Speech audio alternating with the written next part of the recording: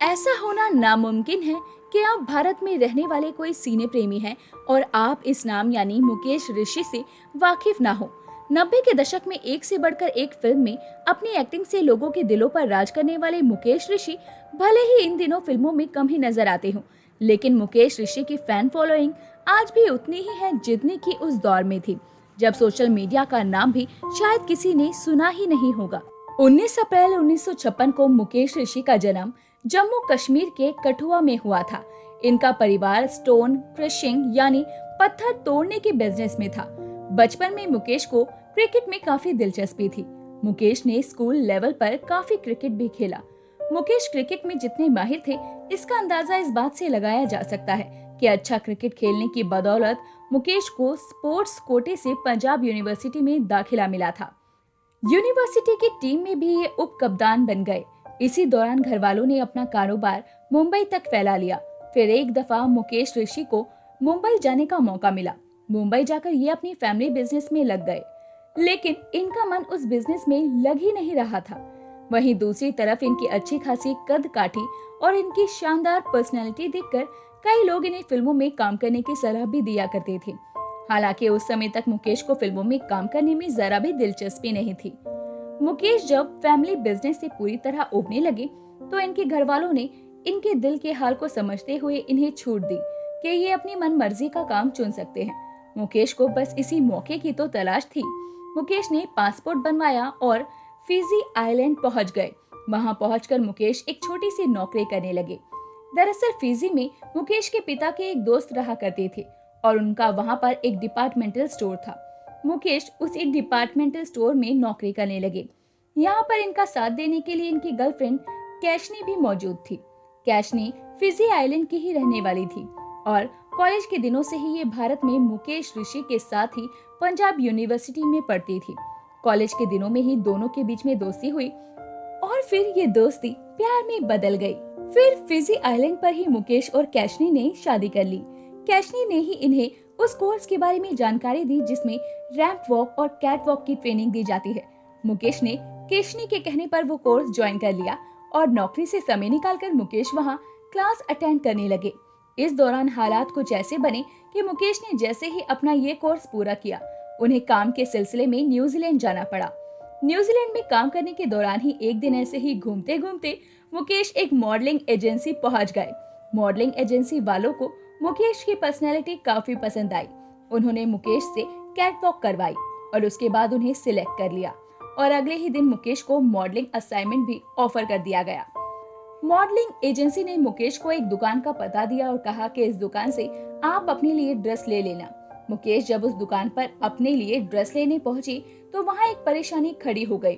दरअसल मुकेश इतने लंबे चौड़े कदकाठी के मालिक थे कि उनके नाप की कोई भी ड्रेस उस दुकान पर मौजूद ही नहीं थी। किसी तरह ड्रेस की ये प्रॉब्लम सुलझाई गई और मुकेश ने अपना वो मॉडलिंग असाइनमेंट पूरा किया। उसके बाद तो मुकेश के पास मॉडलिंग के ऑफर लगातार आते रहे और इन्हें बार बार काम मिलता रहा।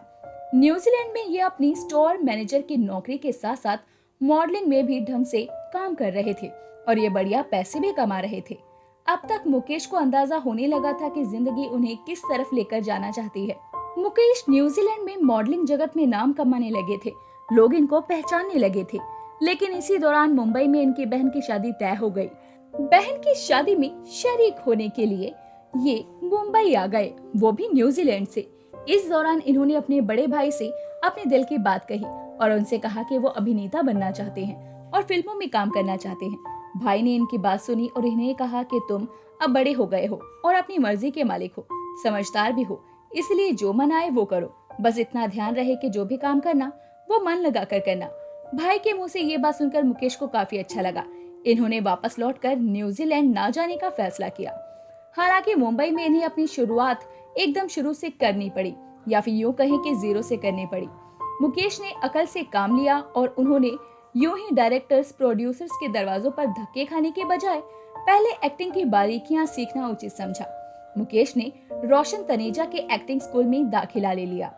रोशन तनेजा और मुकेश के बीच में ये तय हुआ था कि जब रोशन तनेजा को लगेगा कि मुकेश को एक्टिंग आ गई है तो वो फिल्मों में काम मांगने जा सकते हैं। तभी मुकेश फिल्मों में काम मांगने लोगों के पास ही जाएंगे। फिर एक दिन रोशन तनेजा मुकेश को एक सीन की प्रैक्टिस करा रहे थे। उस सीन में इनके साथ आयशा जुल्का भी थी, जो आगे चलकर बॉलीवुड में एक बड़ी अदाकारा भी बनी थी। मुकेश उस सीन में इतना डूब गए कि मुकेश की आंखों में सच में आंसू आ गए। मुकेश के आंसू देखकर रोशन तनेजा इनके पास आए और इनसे बोले कि अब तुम्हें काम तलाश करना शुरू कर देना चाहिए, क्योंकि अब तुम जान चुके हो कि एक्टिंग कैसे करनी है। रोशन तनेजा के हौसला अफजाई करने के बाद मुकेश ऋषि ने काम तलाशना शुरू कर दिया। शुरुआत में इन्हें कुछ एड फिल्म में काम करने का मौका मिला। इनका सबसे पॉपुलर एड था थम्स अप का एड। उसके बाद इन्हें टीपू सुल्तान नाम के मशहूर टीवी सीरियल में भी काम करने का मौका मिला। इस सीरियल में ये मीर सादिक नाम के एक विलेन बने थे। टीपू सुल्तान में इनके काम को काफी पसंद किया गया था। हालांकि अभिनेता के तौर पर इनका संघर्ष अभी चल ही रहा था। फिर एक दिन इन्हें फिल्म गर्दिश में काम करने का ऑफर मिला। उस ऑफर को इन्होंने बिना देर किए स्वीकार कर लिया। गर्दिश ही वो फिल्म थी जिससे साउथ के बड़े बड़े डायरेक्टर्स प्रियदर्शन हिंदी सिनेमा में अपना डायरेक्टोरियल डेब्यू कर रहे थे।